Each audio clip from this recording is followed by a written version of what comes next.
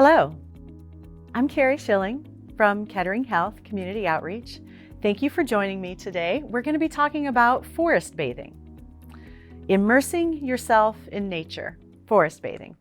So what is forest bathing?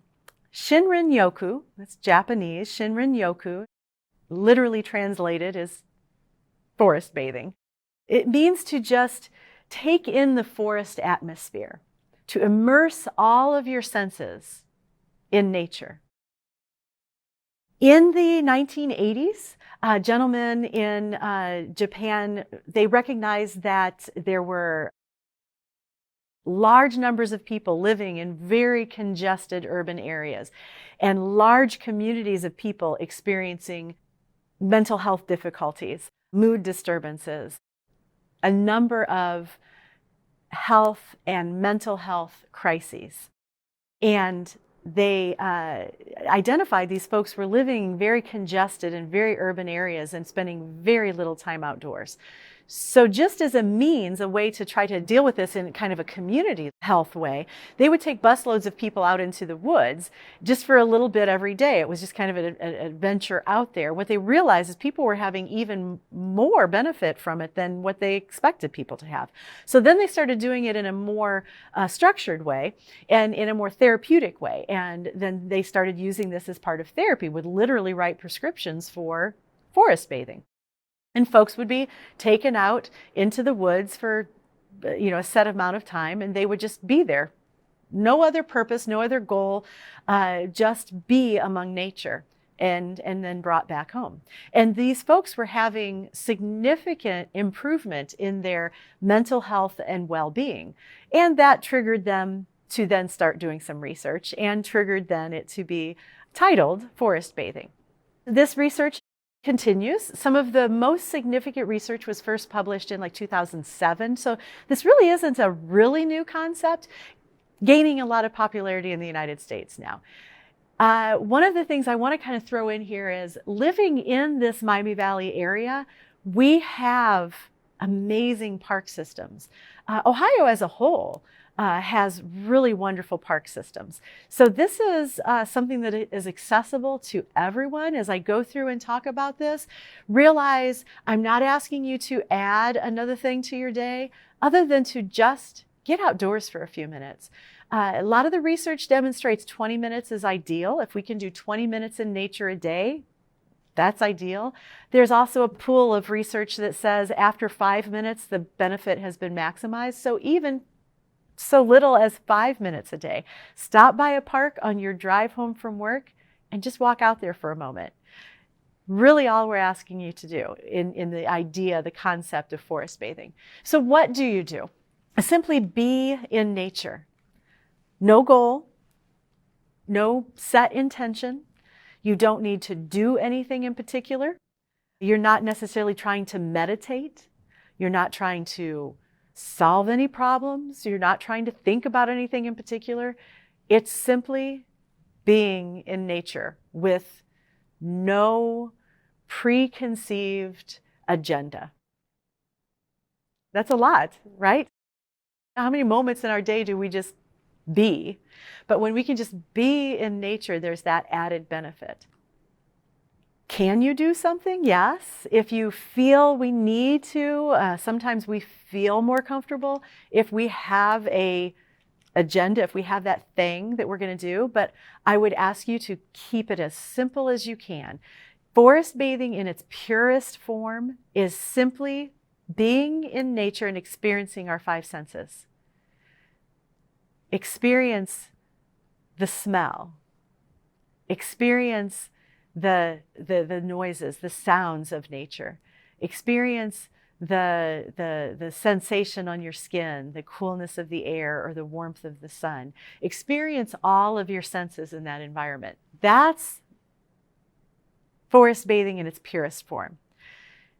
If you feel more comfortable keeping your mind engaged a little bit, that's fine. Walk slowly. There are wonderful walking paths, wonderful biking paths that we can also walk on in the Miami Valley area. I encourage you to learn about those. Get out there. A quick Google search, you'll find something, I will just bet, very close to where you are now. Walk slowly, really experiencing what you're seeing, what you're smelling, what you're feeling. Perhaps focus on just some nice deep breathing. Focus on a nice deep breath, 1, 2, 3 nice deep breaths, and then just settle into a natural breath. Feel yourself breathe in and out. Perhaps if you are someone who meditates, you would like to bring some meditation into this. Some mindfulness meditation would be beneficial. But whatever you do, have it be a soft awareness of what's around you. We're not looking to focus in on anything. Kind of the opposite of focus is that just soft awareness. You're aware of what's around you, aware of the colors, aware of the sounds, but without really zoning in, without really honing in on any one of those things. Just allow those senses to be filled. So why would we do this?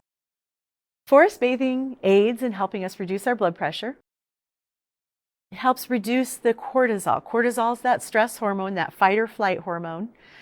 So many benefits come from reducing the fight or flight hormone, reducing the cortisol. Things like improved digestion, improved GI tract function, improved sleep, improved blood pressure, as we talked about, pulse, improved higher brain functioning, problem solving, and all of those things.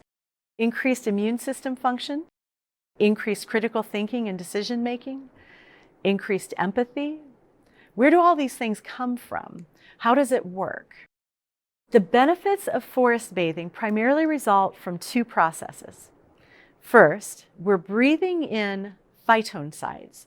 Trees put off a element, phytoncides, a chemical. These phytoncides increase the production of natural killer cells in our immune system in human bodies. So as we breathe in these phytoncides, they somehow influence our immune system. And what we find is folks have increased NK cells. These are white blood cells that function in our immune system. So it enhances that function of the immune system overall. The second way forest bathing seems to work is its effect on our frontal lobe, our executive functioning. We can recharge when the stimuli is temporarily interrupted. So part of this is just being in that natural environment and allowing our brains to rest. Our frontal lobe is exhausted with all of the technology we have, with all of the demand on our central nervous system, with the hectic go, go, go lifestyle that we have, and then with so many screens to look at that we do throughout the course of the day, and so many platforms to try to keep up on. And what happens is that executive function, that part of our brain literally becomes exhausted, just like a muscle that we overuse can become exhausted. So allowing that frontal lobe to rest, allowing that executive function to kind of come back online. And executive function is what's responsible for our ability to focus, our empathy, some of the things that we talked about on the previous slide. There is benefit to simply getting out into nature and being in nature without an agenda. So finding that park that's near you, finding that bike trail, finding that space to be in. And whether you're simply slowly walking that path and taking it all in, or get to the park and find the closest bench and sit.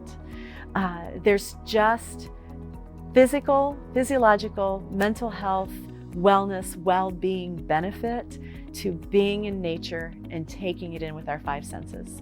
So that is forest bathing, Shinrin Yoku. Thank you for joining me today.